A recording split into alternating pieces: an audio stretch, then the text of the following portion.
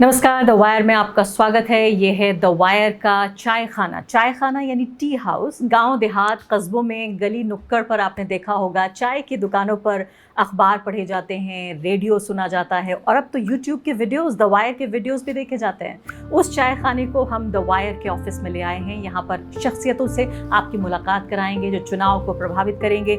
JNU का चुनाव यानी अभी जो चुनाव होने वाला है भारत में लोकसभा का, उसका नतीजा तो नहीं आया, लेकिन लोकसभा से पहले जेएनयू का नतीजा आ गया है, जहां पर भगवा को पूरे तरीके से हराकर, एबीवीपी को हराकर जेएनयू स्टूडेंट यूनियन के प्रेसिडेंट के तौर पर वाम दलों ने जीत पाई है और बहुत करारी जीत है। आज आपसे मिलवाने के लिए जेएनयू स्टूडेंट यूनियन के प्रेसिडेंट धनंजय इस वक्त हमारे साथ यहाँ पर मौजूद हैं लाइव के स्टूडियो में। आइए धनंजय।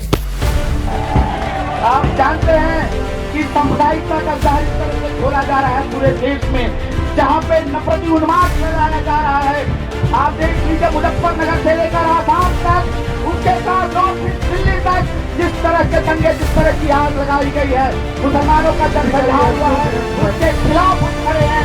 और देव से लेकर धारावी तक जिस तरह के अडानी को ब्रेक दिया गया है, उसके खिलाफ हम यहाँ पे खड़े होकर आए हैं।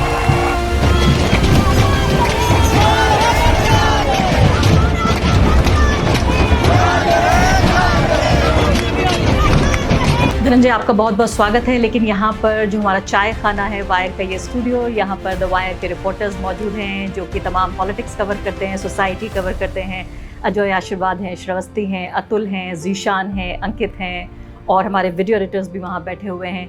ये सब सवाल पूछेंगे धनंजय से, लेकिन इससे पहले मैं बातचीत करती हूँ। सबसे पहले तो शुरुआत यही कर लेते हैं कि भाई एक यूनिवर्सिटी का चुनाव है, लेकिन इसको बिल्कुल देशव्यापी नहीं, मैं कहती हूँ इंटरनेशनल हेडलाइंस बन रही हैं कि जेएनयू स्टूडेंट यूनियन का प्रेसिडेंट 4 साल बाद चुनाव हो रहा है। उसके बावजूद नरेंद्र मोदी सत्ता में 10 साल बैठे हुए हैं। कैसे कर पाते हैं आप ये, कैसे जीते आप ये चुनाव? पहले तो आपका बहुत शुक्रिया, वायर का बहुत शुक्रिया कि बुलाने के लिए यहाँ पर। और जेएनयू कर देता है, मतलब जेएनयू पहली बात तो झुकता नहीं है। और 4 साल बाद चुनाव हुए और 4 साल कह लीजिए कि हम लगातार उस संघर्ष में रहें कि कैंपस में डेमोक्रेसी को हमें बहाल करना है। कैंपस में छात्रों के मुद्दे रिप्रेजेंटेशन के थ्रू प्रशासन के पास जाएं। तो इन सारे सवालों को लेकर हम नहीं भी तो 3 साल से प्रोटेस्ट कर रहे थे। आप देखिए कि हर 20 दिन बाद एक प्रोटेस्ट हो रहा है डीन ऑफ स्टूडेंट के पास। हम धरने पर भी बैठे 25 दिनों तक कि कोविड के बाद कि कैंपस खुले और उसके बाद कि चुनाव हो। और अंत में प्रशासन को झुकना पड़ता है। वो तो पूरी ताकत उनकी रहती है इस बात को लेकर कि चुनाव ना हो, क्योंकि उनको पता है कि बिहार जाएगी, लेकिन अंत में उनको कहीं लगता है कि शायद जीत भी सकती है एबीवीपी। तो मैं दर्शकों को यहाँ ये याद दिलाना चाहती हूँ कि 4 साल बाद ये चुनाव हो रहा है और जेएनयू वो ऐसा विश्वविद्यालय, एक ऐसी यूनिवर्सिटी है जो सबसे पहले नरेंद्र मोदी जब प्रधानमंत्री बने उसके 1 साल के भीतर रेजिस्टेंस, जो प्रतिरोध की आवाज़ आई, वो जेएनयू से आई। और धनंजय बिहार से आते हैं, लेकिन दलित पृष्ठभूमि से आप आते हैं। आपके पिता एक पुलिसकर्मी थे, एक पुलिसकर्मी की आप संतान हैं। आपको दूसरा कन्हैया भी कहा जा रहा है। तुलना कर रहे हैं लोग अलग अलग तरीके से, लेकिन जेएनयू में जहाँ हर जगह से लोग आते हैं, देश के अलग अलग हिस्सों से लोग आते हैं और अलग अलग समाज से लोग आते हैं, अलग अलग वर्ग से लोग आते हैं, तो उन्होंने अपना प्रतिनिधि मुझे बनाया है, अपना छात्रों का प्रतिनिधि बनाया है। तो सिर्फ इसलिए कि बिहार से मैं आता हूँ इसलिए मैं कन्हैया जैसा हूँ, तो मुझे ये लगता है कि ये तुलना बहुत सही नहीं है। लेकिन हाँ, कैसी लगी आपको ये तुलना? ये आपके लिए कॉम्प्लीमेंट है या आपको लगता है कि आप नहीं चाहते? मुझे लगता है कि जेएनयू में कन्हैया को बहुत पता नहीं कितना सही माना जाता है, क्योंकि जिस वामपंथी राजनीति की हम बात करते हैं जेएनयू के अंदर, वो वामपंथी राजनीति अभी तक जिंदा है वहाँ पे और वो काम कर रहा है। वो छात्र उसके सहारे उसका झंडा पकड़ के, लाल झंडा पकड़ के कैंपस के अंदर लड़ रहे हैं, संघर्ष कर रहे हैं। और सिर्फ कैंपस के अंदर ही नहीं, कैंपस के बाहर भी निकल रहे हैं। तो वो देखते हैं कि कोई उनके बीच से निकलता है, उसको प्रतिनिधि बनाया जाता है, रिप्रेजेंटेटिव बनाया जाता है, और कहीं और किसी और दल में चला जाना, तो उनको उनके साथ एक धोखा जैसा होता है। लेकिन अगर कांग्रेस पार्टी में चले जाते वो तो कोई बात नहीं थी, अगर कांग्रेस में चले गए तो कांग्रेस पार्टी के ही सदस्य थे वो। तो मुझे लगता है कि वामपंथ की अपना एक विज़न है समाज को देखने का, तो उस विज़न के तहत हम काम करते हैं। तो मान लेते हैं कि मनमोहन सिंह की ये पहली यूपीए 1, इसको मान लेते हैं भाई, कांग्रेस के साथ वामपंथी दलों का कोalition था, तो कन्हैया ऐसा लगता है उसी अरेंजमेंट के तहत वहाँ गए। नहीं, वही है कि आज के वक्त की जिस तरह की राजनीति है, जहाँ पे हम देख रहे हैं कि एक फासिस्ट ताकत है जो पुरजोर तरीके से छात्रों, युवाओं और तमाम जितने हाशिए पर के लोग हैं उन पर हमला कर रही है, तो हमारी पहली जो ज़रूरत है वो सरकार से लड़ना है, इसमें कोई दो मत नहीं है। लेकिन जो मेरी विचारधारा है, जो मेरी वामपंथ की विचारधारा है, जो लाल झंडे की विचारधारा है, उसको साथ लेकर वो मेरे साथ रहेगी और उस विज़न के साथ मैं आप देखिए ना कि आप देश भर में इंडिया अलायंस बन रहा है, उसमें सबसे बढ़-चढ़ कर अगर कोई शामिल उसमें हो रहे हैं तो वामपंथी लोग शामिल हो रहे हैं। सीपीआईएमएल शामिल हो रही है, सीपीआईएम भी है, सीपीआई भी है, तो ये तमाम लोग शामिल हो तो रहे हैं। पहले तो ये एक्सप्लेन कीजिए, ये एक तरह का एक एनिग्मा है, एक ऐसी पहेली है जिसे सुलझाना बहुत ज़रूरी है कि देश भर में हम देख रहे हैं एक भगवा लहर बह रही है, अलग-अलग पूरे देखिए उत्तर भारत में। अब अगर किसी को शक भी था तो अभी जो विधानसभा चुनाव के नतीजे आए पूरे तरीके से वो भगवा लहर में बह गया। जेएनयू में ऐसी क्या बात है, ये कौन सा ऐसा टापू है, कौन सा ऐसा आइलैंड है कि एक भगवा लहर में बीच में कहीं पूरे की पूरी 4 सीटें वामपंथी जीत जाते हैं। बाप साहब की भी जो आपकी चौथे नुमाइंदे जीते हैं वो भी आपकी सपोर्ट से जीते हैं। जी, जेएनयू में जहाँ एक कल्चर जो हम मतलब एक तरह से लेगेसी है जेएनयू में 50 साल की कह लीजिए कि वामपंथ की एक लेगेसी है और जिसमें सिर्फ वामपंथ की आइडियोलॉजी नहीं जा रही है, उसके साथ ये भी जा रही है कि कौन उनके हर सवाल पर खड़ा है। मैं आपको बता रहा हूँ कि मैं जब जीत कर आता हूँ तो मैं नास्तिक हूँ। एक छात्रा है वो आके बोलती हैं कि मैंने आपके लिए मन्नत रखा था काशी विश्वनाथ में। तो कहीं ना कहीं मेरी आइडियोलॉजी से पूर्ण रूप से बहुत सहमत नहीं होंगी, लेकिन उनको पता है कि उनके हर संघर्ष में ये लेफ्ट के लोग हैं डफली लेके खड़े रहते हैं। तो वो दोनों चीज़ हमारे लिए मायने रखती है कि एक तो हमारी आइडियोलॉजी ही वही कहती है कि हर वक्त हर समय में आपको मूलभूत चीज़ों के लिए, समाज की प्रगति के लिए खड़ा रहना पड़ेगा, शिक्षा के लिए, रोजगार के लिए, रोटी के लिए खड़ा रहना पड़ेगा। और उसके साथ साथ और उसी आइडियोलॉजी का हिस्सा ये भी है कि छात्रों के लिए संघर्ष करना। और तो मुझे लगता है कि चलिए मैं मान लेती हूँ कि कोई दिल्ली विश्वविद्यालय, आप भी दिल्ली विश्वविद्यालय से होते हुए यहाँ आए हैं, मान लेते हैं कि जो दूसरी यूनिवर्सिटीज़ हैं उसमें लोग जानना चाहते हैं कि आखिर लेफ्ट की विचारधारा होती क्या है, क्योंकि पिछले 10 साल में जिस तरह से बदनाम किया गया कि वामपंथी होने का मतलब चाइना का सपोर्टर होना या चाइनीज़ एक कंस्पिरेसी है, वामपंथी होने का मतलब माओवादी होना, वामपंथी होने का मतलब हिंसा का सपोर्टर होना, राष्ट्र विरोधी ताकतें, मुस्लिम अपीजमेंट जो है वो वामपंथ से जोड़ा गया, जातिवाद को वामपंथ से जोड़ा गया। होता क्या है वामपंथ? आपने क्या बताया जब आपको यहाँ स्टूडेंट्स वोट दे रहे थे? आज नरेंद्र मोदी के भारत में वामपंथी होने के मायने क्या हैं? बिल्कुल, नरेंद्र मोदी का भारत हालांकि ये नहीं है, ये देश के उन तमाम मजदूरों और किसानों का भारत है जो देश को चला रहे हैं। अच्छा लगा आपने ये कहा। और दूसरी चीज़ है कि आज के वक्त का जो वामपंथ है, आज के वक्त का वामपंथ उन हाशिए पर के लोगों के लिए खड़े रहने की एक कह लीजिए ताकत का नाम है वहाँ पे होता है। देश में सांप्रदायिक जहर जिस तरह से घोला जा रहा है, उसके खिलाफ खड़े रहकर देश को जोड़ने का काम जो है वामपंथ करता है। छात्रों पे जो लगातार हमले हो रहे हैं उसके खिलाफ खड़े रहकर छात्रों को और युवाओं को एकजुट करने का नाम है आज के वक्त में वामपंथ का। बहुत सारे पुराने किताबों में वामपंथ में आइडियोलॉजी और तमाम चीज़ें शामिल हैं कि वर्ग संघर्ष और इन सारे सवालों पर बात होती ही है। भगत सिंह वामपंथ की विचारधारा से प्रेरित थे, गदर आंदोलन वामपंथ की विचारधारा से प्रेरित था, कॉमरेड सूर्य सेन जो चिटगांव में लड़ रहे थे वो वामपंथ की विचारधारा से थे। तो आज़ादी की लड़ाई से लेकर और कह लीजिए उससे पहले से भी अभी तक देश को जोड़ने के लिए, देश की तरक्की के लिए और समाज की प्रगति के लिए जो तबका सबसे पहली सफ़ में खड़ा रहता है और कंधे से कंधा मिलाकर चलता है समाज के साथ, उसका नाम वामपंथ है। जी हाँ, बेहतरीन तरीके से आपने अपनी बात रखी। लेकिन ये बताइए कि वामपंथ की मुझे लगता है कि जो परिभाषा है वो तो बदलेगी नहीं, लेकिन उसका जो एक प्रैक्टिकल एस्पेक्ट है कि ज़मीन पर कैसे उतारा जाए। आज की सच्चाई ये है कि आप सिर्फ एक राज्य तक आपकी विचारधारा, मतलब आपकी जो चुनावी विचारधारा है वो सिर्फ एक राज्य तक सिमट कर रह गई है। 2-3 राज्यों में भी कुछ साल पहले तक भी आपकी सरकार हुआ करती थी। लेकिन अब मुझे ये बताइए कि जेएनयू के खिड़की से अगर इस पूरे देश को समझने की कोशिश करें, एक ऐसे वक्त में जब बहुसंख्यकवाद की राजनीति हो रही है, मुस्लिम विरोध की राजनीति हो रही है, आप पूरा जो स्ट्रक्चर देखिए कि किस तरीके से एजेंसियों के ज़रिए पूरे विपक्ष को ख़त्म करने की कोशिश हो रही है। वामपंथ तो भूल जाइए, मैं तो कहती हूँ जो सेंट्रल आइडियोलॉजी की जो पार्टियाँ हैं जो मध्य मार्ग चुनती हैं उनको भी ख़त्म किया जा रहा है। ऐसे में जब एक हिंदू प्रधान देश बनाने की कोशिश हो तो वामपंथ क्या अपने आप को नए सिरे से ताज़ा, जिंदा, नई परिभाषा के तौर पे रखेगा, या वही वोकैबुलरी आप चलाएंगे जो 100 साल से चल रही है? बिल्कुल नहीं, यही तो तरक्की पसंद लोगों की पहचान होती है कि हर वक्त में किस तरह से ढलना है, बदलना है, तो यही तरक्की पसंद है ना। तो हम कहते हैं कि जब आज की ज़रूरत है कि मेरे पड़ोस में किसी के घर में उसके फ्रिज में क्या रखा हुआ है उसको देखकर उसको मार देना है। किसी कोई लड़का है जो ट्रेन में जा रहा है, उससे कहा जा रहा है तुम जय श्री राम बोलो, और उसको मार दिया जा रहा है। तो मुझे लगता है उस वक्त में उस समाज को, उस तबके को बचाना एक हमारी ज़रूरत है। देश भर के लोगों के मन में जहर भर देना किसी समाज के ख़िलाफ़, किसी धर्म के ख़िलाफ़, तो मुझे लगता है कि आज की सबसे बड़ी ज़रूरत ये है। देश की प्रगति को रोक देना और उसको कई साल पीछे तक खींच देना, ढकेल देना, तो मुझे लगता है उसके खिलाफ़ खड़े रहने के लिए हमारी ज़रूरत है। और यही हम बार बार बतौर प्रगति अपनी देखते हैं कि हम हर समय में अपनी लड़ाई को और तेज़ कर रहे हैं।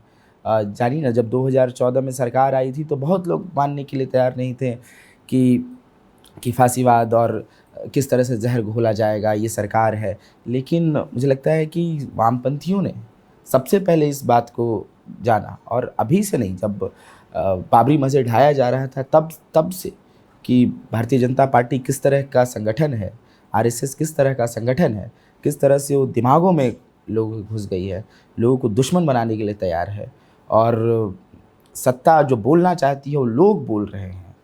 तो मुझे लगता है कि हमने बहुत पहले पहचाना इस चीज़ को और हमने उसी समय से लड़ाई आपने लड़ी। जेएनयू में एबीवीपी को हराया, जी क्या राष्ट्रीय स्तर पर इसका कोई मॉडल तैयार हो सकता है? बिल्कुल, हम तो इस चुनाव को बतौर रेफरेंडम समझते हैं कि देश भर के छात्र युवा एक कैंपस में आते हैं और वहाँ देखते हैं कि छात्रों युवाओं के साथ जो छलावा हो रहा है पिछले 10 सालों में, कि नेशनल एजुकेशन पॉलिसी के नाम पर लोन सिस्टम ले आना, स्कूलों को बंद करने की जो साजिश चल रही है, उसके साथ साथ आप देख लीजिए कि वादे जो थे रोज़गार को लेकर, उन सब जगह ये सरकार पूरी तरह से फेल होती है।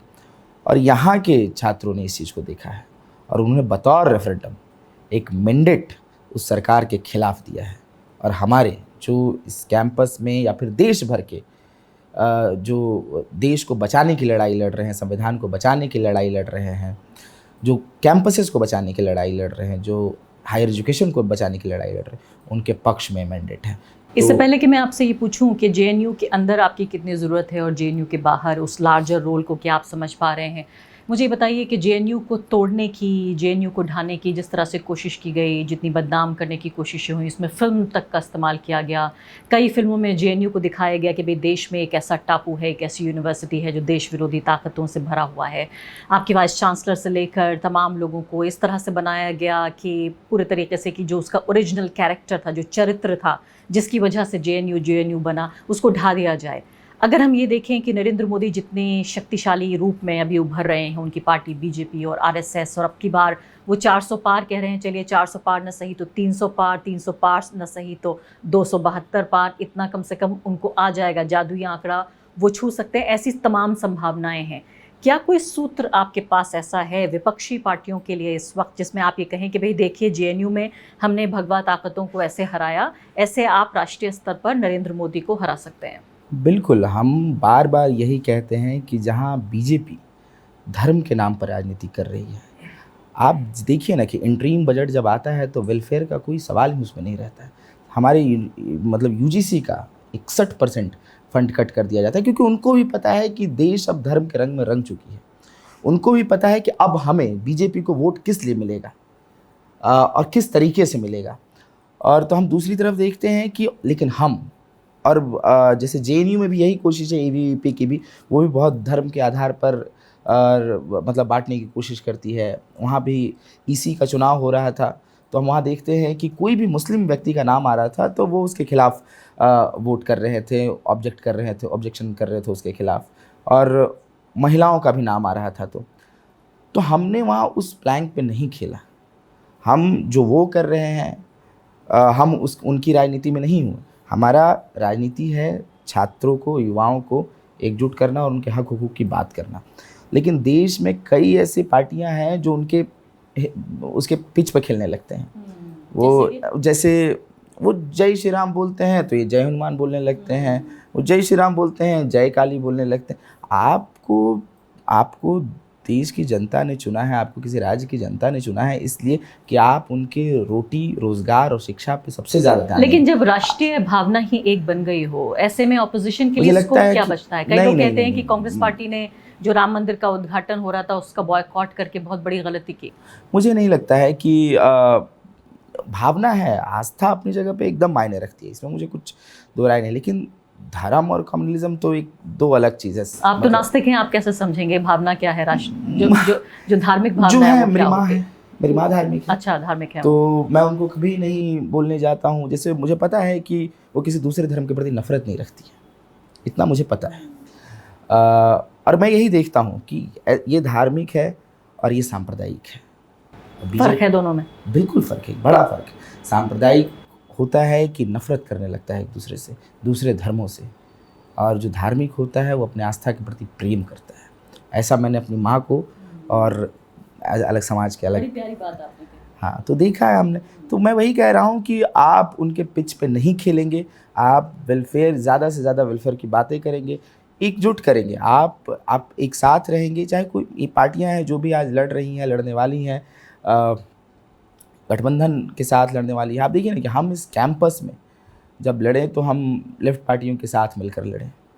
लोग हमसे पूछें कि एक तरफ ABVP थी और दूसरी तरफ आप लोग सब मिल के लड़ रहे थे, तो मैं बोला कि ABVP अकेले कैसे है, इसके साथ पूरी की पूरी प्रशासन मिली हुई थी, पूरा का पूरा RSS, पूरी की पूरी स्टेट मशीनरी, पूरे के पूरे प्रोफेसर्स वहाँ के जो नए नियुक्त हुए हैं। ऐसा हुआ था? बिल्कुल बिल्कुल। नए जो बहाली हुई है इसी के लिए भी हुई है कि वो क्लासरूम में जाकर इन्फ्लुएंस करें छात्रों को कि तुमको नौकरी दे देंगे, तुमको PhD में एडमिशन दे देंगे। अच्छा, ये भी सही है कि अब जो नियुक्तियां हो रही हैं बिना RSS के क्लियरेंस की नियुक्तियां नहीं हो रही हैं टीचर्स की। एकदम सही बात है ये। आप देखिए ना कि और जो पुराने टीचर हैं आप उनसे पूछिएगा, उनके प्रमोशन नहीं हो रहे हैं, उसी जगह पे अटके पड़े हैं। और जो नई बहालियाँ हो रही हैं तो वही है। मैं आपकी निजी ज़िंदगी में कुछ सवाल पूछूंगी। आप जहाँ से आ रहे हैं, बिहार से, आपकी परवरिश कैसे हुई, आपका बचपन कैसे गुजरा, पिछले कुछ साल दिल्ली में आपके कैसे गुजरे? लेकिन इससे पहले हमारे रिपोर्टर्स यहाँ पर मौजूद हैं, उनसे सवाल करते हैं। अच्छा, मैं देख रही हूँ आपके चेहरे पर एक सवाल है, आप क्या पूछना चाहते हैं धनंजय से? मैं अभी जब ये बात कर रहे थे तो मैं वो सोच रहा था कि आज 4 साल के बाद चुनाव हुए हैं JNU में, मगर प्रोपेगेंडा जो JNU के खिलाफ पूरा जो संघ परिवार का है वो 2016 और 2014 चल रहा है, बल्कि उससे कई साल पहले से भी चल रहा है, जब मोदी सरकार नहीं बनी थी। और अब जब ये चुनाव बने हैं तो अब जब ये प्रेसिडेंट बने हैं JNU-SU के, तो अगले महीने ही एक फिल्म रिलीज़ हो रही है जिसका नाम JNU है और उसको जहांगीर नेशनल यूनिवर्सिटी कहा जा रहा है, जो पूरी तरीके से वो प्रोपेगेंडा दिखाएगा जो JNU शायद नहीं है जैसा आप कह रहे हैं। तो इस प्रोपेगेंडा मशीनरी से आप कैसे लड़ेंगे? और JNU के लोग जानते हैं JNU कैसा है, JNU के बाहर वो लड़ाई कैसी रहेगी आपकी? और ये जो JNU जो फिल्म में दिखाई जाएगी वो कितना अलग है JNU यूनिवर्सिटी से, हम जानना चाहते हैं। नहीं, देखिए ना कि जब से ये सरकार आई, सत्तासीन हुई, उसके बाद लगातार डॉक्टर वीडियो चले और कहा गया कि JNU आतंकवाद का गढ़ है। और यानी 2015 की मैं बात बता रहा हूँ, और उसके पहले नवंबर में RSS के अंक में आ जाता है, जो फरवरी में होने वाली चीज़ें रहती हैं, फरवरी में जिसको चलाया जाता है, नवंबर में RSS के अंक में आता है, पांचजन्य में आता है कि JNU आतंक का गढ़। और उसके बाद इस प्रक्रिया शुरू हो जाती है। उसके बाद कैंपेन चलने लगता है, शट डाउन JNU को बंद कर दिया जाए। वहाँ पे कुछ विधायक हैं BJP के जो कॉन्डम गिनने लगते हैं, हड्डियाँ गिनने लगते हैं, कितने लोग क्या खाते हैं, और इस तरह से वो पूरी कोशिश रहती है कि बदनाम किया जाए। उसके बाद अभी देखिए कि लगातार कुछ फिल्में आ रही हैं, लगातार। जैसे एक फिल्म है बस्तर, उसके ट्रेलर में जो अदाकारा है वो कहती हैं कि JNU के छात्रों को सड़क पर खड़े करके गोली मार देना चाहिए। तो मैं वही देखता हूँ कि और वहाँ पे एक ख़ास बात यह है कि यहाँ ABVP उस फिल्म को 2-2 बार दिखाती भी है। तो मैं वही सोचता हूँ, ABP के लोगों से भी सवाल करता हूँ कि कल हम और तुम दोनों गेट के बाहर जाएंगे तो हमारे दोनों के सर पे लिखा नहीं रहेगा कि मैं लेफ़्ट का हूँ, आइसा का हूँ, तुम ABVP का। हमारे पास एक डिग्री रहेगा जिसमें JNU लिखा रहेगा। किसी ने गोली मार ही दिया तो तुम क्या करोगे, सरकार क्या करेगी।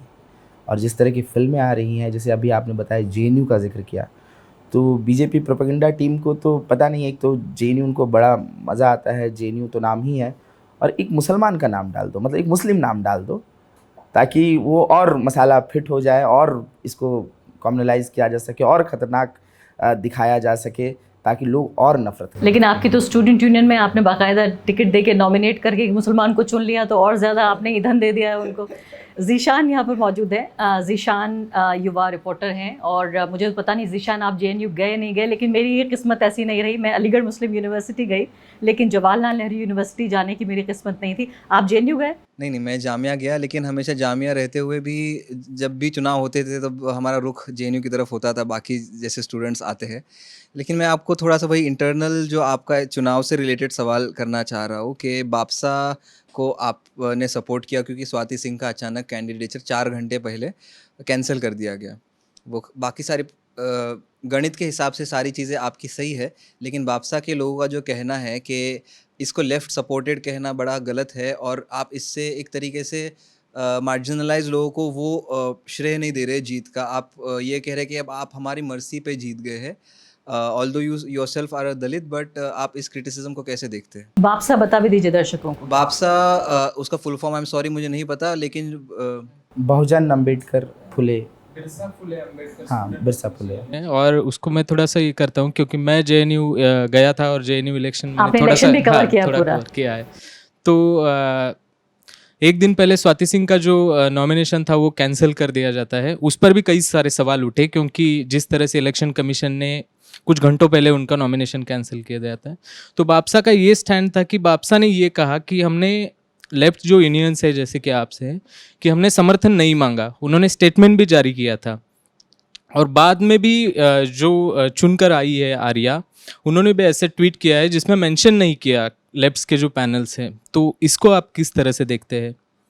दोनों सवाल का जवाब दे दीजिए, ज़ीशान भी और अतुल भी। जी बिल्कुल। पहला सवाल है कि स्वाति सिंह, जो कॉमरेड स्वाति हैं हमारे, जो हमारे पैनल से जनरल सेक्रेटरी के पोस्ट पर लड़ रही थी, तो होता क्या है कि EC जब स्क्रूटनी करने के बाद 7 घंटे पहले चुनाव के, जिस दिन पोलिंग होनी है उसके 7 घंटे पहले उनका नॉमिनेशन रद्द कर देता है। GRC के दबाव में, ग्रीवांस रिडर्सल कमेटी एक होती है, उसके दबाव में और उसमें कौन लोग हैं? उसमें वो तमाम बीजेपी के जो प्रोफेसर्स बने हैं वो तमाम लोग उसमें हैं और उनकी पहले से भी कोशिश थी कि चुनाव ना हो, और यहाँ भी उन्होंने एक टांग लड़ाया कि किसी तरह से इनका नॉमिनेशन कैंसिल कर दिया जाए, और कर दिया गया। लेकिन अगले दिन चुनाव है, अगले दिन चुनाव होना है, और जब मुझे लगता है कि कैंपस के स्टूडेंट्स ने एक मैच्योरिटी दिखाई, जानिए ना कि हम लोग मैं बिल्कुल बोल रहा हूँ कि बापसा की अपनी जीत है, मुझे इसमें कोई बोलने में गुरेज नहीं है। बापसा तो सपोर्टेड नहीं कहना चाहिए? मुझे नहीं लगता है, मैं नहीं बोलूँगा लेफ्ट, क्योंकि ऐसा लगता है कि अगर लेफ्ट नहीं होता साथ में तो बापसा नहीं जीत पाती। मैं इस पे कोई बात नहीं मतलब चाहता हूँ करना कि, और मुझे नहीं लगता है कि उनकी अपनी जीत है और उनको जीत बहुत मुबारक है। मैं तो, हम लोग बहुत मिले और हमने मुबारकबाद दिया एक दूसरे को, और मैं नहीं बोल रहा हूँ कि उनकी सपोर्ट है नहीं सपोर्ट है, छात्रों का सपोर्ट है। इस कैंपस के छात्रों की पॉलिटिक्स इतनी मैच्योर है कि उनको किसी को जिताना ना जिताना एक अलग बात है, लेकिन उनको हराना था ABVP को। उन्होंने तुरंत इस डिसीजन को लिया, जबकि उनको रात तक पता था कि आप देखिए कि लेफ़्ट एक मजबूती के साथ है वहाँ पे, लेकिन उन्होंने बहुत कम समय में डिसीजन लिया और उन्होंने प्रियांशी आर्या जो हैं साथी बापसा की, उनको वोट दिया। तो मैं तो छात्रों का मतलब मैं बात करूँ। संतुष्ट हैं आप इनके जवाब से या कोई? जी हाँ, अंकित आप सवाल पूछना चाहते हैं। अंकित जो हैं वो IT का पूरा काम यहाँ पर देखते हैं हमारा, और हम सुचारू रूप से काम करते रहे, वेबसाइट ठीक चलती रहे, YouTube ठीक चलता रहे, सारा जिम्मा अंकित का है। लेकिन अंकित सवाल पूछ रहे हैं आप आज। जी कोशिश करता हूँ। जी सर, सबसे पहले तो आपको बहुत बहुत बधाई। तो मेरा टर्म थोड़ा सा अलग सा, थोड़ा सा ट्रिकी सा सवाल हो सकता है। बेसिकली मैं बहुत लेमन टर्म में जवाब चाहता हूँ। जैसे अगर मैं किसी भी अगर आम पब्लिक से या किसी से भी अगर मैं बात करूँ, तो बेसिकली जैसे DU है, IIT है, IP है, तो जब हम इस टाइप की संस्था की बात करते हैं तो हमारे मन में पहले ही विचार आ जाता है एक शिक्षक संस्थान है जो कि मतलब सिर्फ एजुकेशन से रिलेटेड। बट जैसे ही अभी 10-12 साल से जो हम देख रहे हैं कि जैसे ही हम जैसे ही हम JNU का नाम लेते हैं तो हमारे मन में एकदम से आ जाता है वो कुछ जो टर्म्स जोड़ दिए गए हैं बेसिकली ये पिछले 10 साल से, क्योंकि 10 साल पहले मुझे भी नहीं पता था JNU क्या है।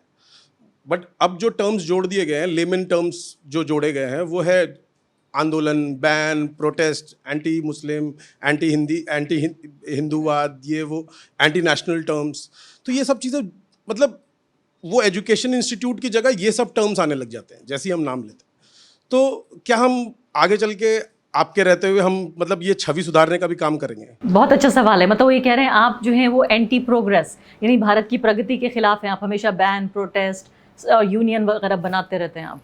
देखिए क्या है ना कि एक और चीज़ हमें कहा जाता है कि टैक्स के पैसों से, हाँ बिल्कुल। जी।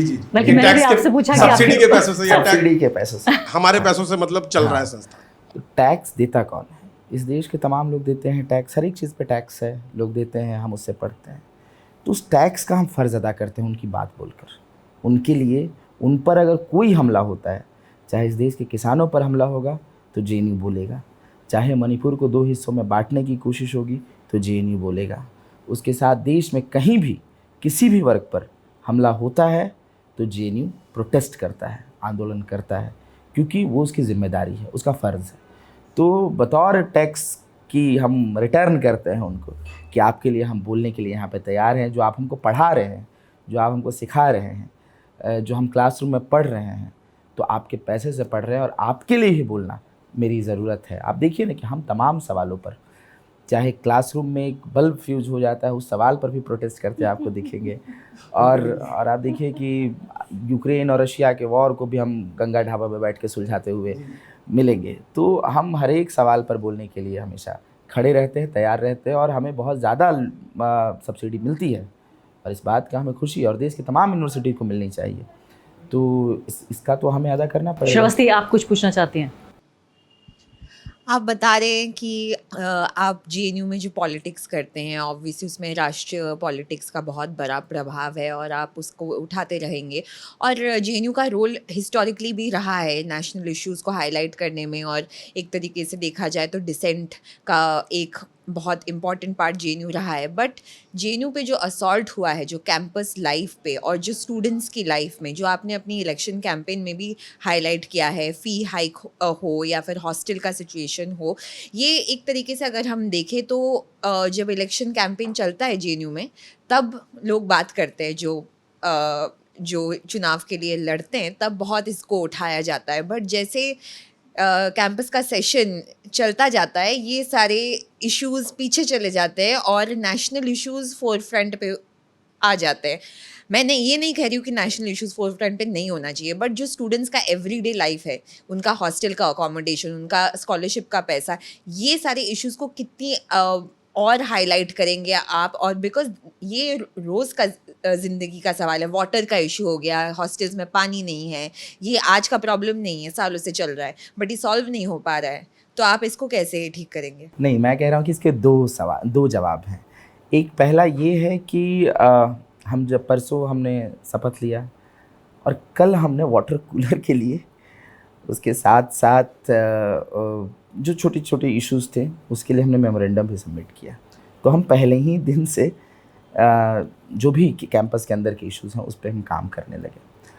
हमने कल एक और मेमोरेंडम दिया जो सवाल आया JNU फिल्म को लेकर, तो हमने VC को, वाइस चांसलर को ये मेमोरेंडम दिया है कि उस फिल्म पर जो हमारे खिलाफ दिखाई जाने वाली है और लगाई गई है उस पर एक लीगल एक्शन लिया जाए। तो हमने ये भी मेमोरेंडम दिया। और दूसरी बात है कि जहाँ तक, और ये दोनों जो हैं कैंपस के अंदर के मुद्दे और देश के मुद्दे दोनों एक दूसरे से जुड़े हुए हैं। कोई किसान का अगर MSP नहीं आ रहा है तो जो कैंपस में उसका बेटा पढ़ता है वो भी सही ढंग से नहीं पढ़ पाएगा। तो सरोकार जो हैं दोनों के एक दूसरे से जुड़े हुए हैं। तो मुझे लगता है कि राष्ट्रीय स्तर पे भी JNU एक विज़न देता है कि लड़ने के लिए, और राष्ट्रीय स्तर पे भी लड़ाई लड़ता है। आप जानिए 2015 की मैं बात बता रहा हूँ, मैं बैचलर्स में था, उस समय पूरे देश भर से MPhil और PhD में नॉन नेट फेलोशिप मिलता है 5,000-8,000 रुपया। उसको स्मृति ईरानी ख़त्म कर देती हैं। तो पहली जो आवाज़ उठती है वो जेएनयू से उठती है, जबकि पूरे देश भर की होती है। और फिर पूरे देश से लोग लामबंद होते हैं एक जगह पे और उसके लिए लड़ाई लड़ते हैं और उसको वापस हम लेकर आते हैं। तो कहने का मतलब ये है कि जितने राष्ट्रीय स्तर के मुद्दे हैं उससे हम जुड़े हुए हैं, उसके लिए बोलना भी हमारे लिए, हम अपने लिए बोलते हैं वो, अगर देश के किसी और मुद्दे पर हम वो बात कर रहे हैं तो। अब धनंजय, कुछ सवाल आपके मैं दिल से सवाल पूछना चाहती हूँ। ये बताइए फिलहाल कि कई लोग ये जानना चाहते हैं। पहली बात तो ये भी अपने आप में एक बड़ी बात है कि एक ऐतिहासिक है कि 2 दशक के बाद कोई दलित पृष्ठभूमि से आने वाला कोई व्यक्ति अध्यक्ष बना है। जब आपकी पहचान के साथ दलित शब्द जोड़ा जाता है तो आपका रिएक्शन कैसा होता है, आपकी प्रतिक्रिया क्या होती है? देखिए, मैं इसमें यही बोलता हूँ कि रिप्रेजेंटेशन का सवाल तो है ये कि यूनिवर्सिटीज़ में, पॉलिटिक्स में, दफ्तरों में रिप्रेजेंटेशन बिल्कुल मायने रखता है कि हर एक वंचित तबकों से लोग आएँ, उस जगह पर पहुँचें। लेकिन दूसरा सवाल है कि जिस तरह की राजनीति में हैं हम लोग, हम देखते हैं कि कैंपस में अगर हम संघर्ष कर रहे हैं, लड़ रहे हैं, फ़ी हाइक के ख़िलाफ़ लड़ रहे हैं, पानी की किल्लत के ख़िलाफ़ लड़ रहे हैं और तमाम जो छोटे छोटे मुद्दे हैं, उन सब जगह जब हम संघर्ष कर रहे हैं तो हम जाति पूछ ही नहीं पाते हैं। तो मुझे लगता है कि कुछ हम अपने बचपन के बारे में बताइए। आप एक पुलिसकर्मी, एक पुलिसमैन थे आपके पिता, और इस तरह से आपकी परवरिश हुई। आपको किसी भेदभाव का सामना करना पड़ा? बिहार से आप आते हैं। मैं भी बड़ा जिज्ञासा मुझे है आपके बचपन और आपके स्कूल के, कॉलेज के दिनों के बारे में जानने के लिए। नहीं, भेदभाव की जहाँ तक बात है कि जिस तरफ से हम लोग आते हैं, दक्षिण बिहार की तरफ से, तो एक सामंती रौब वहाँ पर हमेशा से मौजूद रहा है कि लोगों को हेय दृष्टि से देखना, वंचितों को, दलितों को, महिलाओं को। आप देखेंगे ना कि सड़क के किनारे जो अपर कास्ट हैं और फिर जो ज़मीनें हैं जिनकी सैकड़ों एकड़, सैकड़ों बीघे, वो सफ़ेद गंजी पहन लेंगे, सैंडो और लुंगी पहन लेंगे और बैठ जाएंगे, और जो भी वहाँ से गुजरेगा, जो भी दलित गुजरेगा तो उस पर कमेंट करते हैं। तो ये छोटी छोटी चीज़ें वहाँ आज भी मौजूद हैं। और वो मैं अभी गया था तो वो भी देखा, ये भी मतलब देखने को मिला। लेकिन हाँ, मेरे पिताजी पुलिस में थे बतौर सिपाही, वो ज्वाइन किया और इंस्पेक्टर से रिटायरमेंट हुआ उनका। तो उन्होंने पूरी भरसक अपनी कोशिश की कि शिक्षा में, एजुकेशन में उन्होंने हमेशा बढ़ावा हमें दिया, आगे बढ़ाया। मैंने आपसे इसमें सवाल ये भी पूछा क्योंकि मैं खुद मैं कहूँगी अलोकप्रिय पहचान से आती हूँ, धार्मिक पहचान, जहाँ कुछ मुसलमान ये चाहते हैं कि वो उनकी धार्मिक पहचान को उनके साथ जोड़कर देखा जाए। कुछ कहते हैं नहीं, मैं आप सब में से एक हूँ, मैं नहीं चाहता कि मेरी पहचान अलग हो। एक दलित के तौर पे क्या आप ऐसे ही मानते हैं? आप किस श्रेणी में आते हैं, पहले वाले में या दूसरे? मुझे लगता है कि अगर मुझे देखकर लोग, मेरे समाज के लोग ख्वाब देख पा रहे हैं, उनके ख्वाब खुल रहे हैं, उनके सपने और बड़े हो रहे हैं, तो मैं बिल्कुल उस पहचान को, और सच बात है कि जाति जाति नहीं है, क्योंकि समाज उसको बांध कर रखता है। आपको लगता है कि एक तरह की एक एस्पिरेशन, आकांक्षा पैदा होगी लोगों में? बिल्कुल पैदा होती अब आखिरी सवाल आपसे कि अब जीवन में क्या करना चाहते हैं? अब जेएनयू के प्रेसिडेंट तो आप बन गए, हाईलाइट में आ गए, वायर के यहाँ पहले चाय खाने में आप यहाँ बैठे हुए हैं, अब आगे क्या करना चाहते हैं? जी, अभी तो मैं कैंपस का ही, अभी जितने समय मुझे मिला है, जो टेन्योर है, उसमें काम करना चाहता हूँ, और बेशक सक्रिय राजनीति में भी जाना चाहता हूँ। जाना चाहते हैं? बिल्कुल, हाँ, मैं हाँ। वामपंथ की राजनीति को आगे बढ़ाना चाहता हूँ। मैं अपने शहर, अपने गांव, अपने उस इलाके में जाकर राजनीति करना चाहता हूँ, और मुझे लगता है कि ये ज़रूरत भी है। आज युवाओं को बहुत, मुझे लगता है कि ज़्यादा से ज़्यादा छात्रों को जो एक क्रिटिकल थिंकिंग रखते हैं, एक साइंटिफिक टेम्परामेंट रखते हैं, उनको बाहर जाना चाहिए, उनको मतलब राजनीति में हिस्सा लेना चाहिए और बेहतर राजनीति में हिस्सा। बिल्कुल, आखिरी सवाल बिल्कुल कि जेएनयू के बारे में जब भी मैं जेएनयू शब्द कहती हूँ, उमर खालिद एक ही सांस में याद आ जाते हैं। बिल्कुल, उमर, मुझे लगता है कि जेएनयू के उन तमाम छात्र, मुझे लगता है कि जेएनयू के जो तमाम छात्र, चाहे सरजील इमाम, उमर खालिद, ये अपनी बातों में संविधान को बचाने की बात कर रहे थे, देश में मोहब्बत रहे और फ़िरका परस्तों के ख़िलाफ़ बात कर रहे थे। तो सरकार को इतना चुभने लगता है, और आप जानिए ना कि आज मुल्क में ये हो गया है, मुसलमान होना एक जुल्म हो गया है कि मुसलमान को किस तरह से क्रिमिनलाइज़ कर दिया गया है। तो उसमें हमारे दोस्तों को, हमारे साथियों को जेलों में सलाखों के पीछे बंद कर दिया गया है।